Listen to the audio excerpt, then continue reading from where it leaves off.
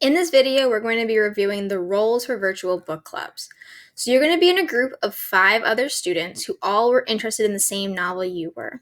And each of you is going to divide amongst these 5 roles. Now, these roles will be rotated every week, so you'll have 2 or 3 submissions on Canvas per role, depending on if you meet twice or 3 times that week. So let's review them really quick. The summarizer is providing an overview of the assigned reading. The summarizer will be submitting this document every group meeting.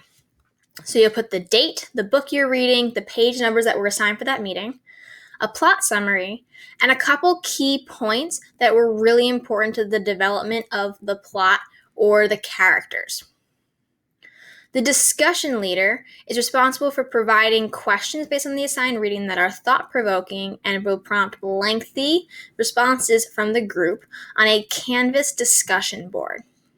So the discussion leader will be completing this note guide in preparation for the book club meetings and recording their questions here. There's some tips.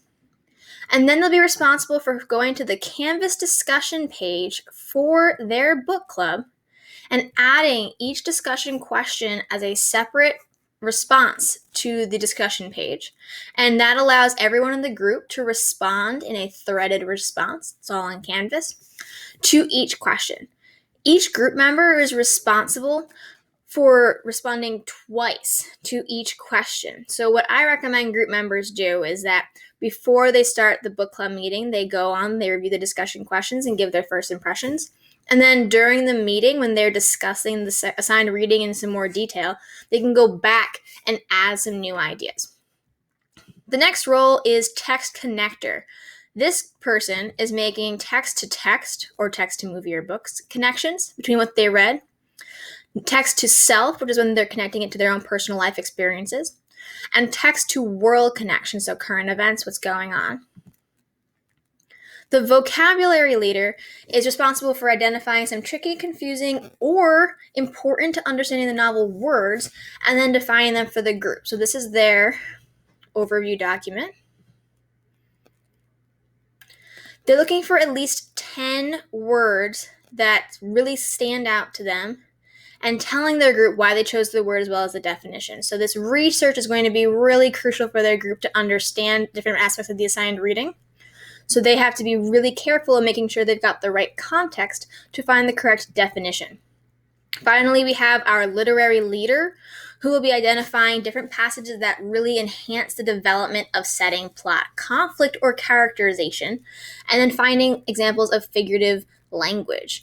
So the literary leader, I've added a figurative language review for you here, is identifying 3 different passages just to discuss with their group, and then 5 different types of figurative language used in the assigned reading.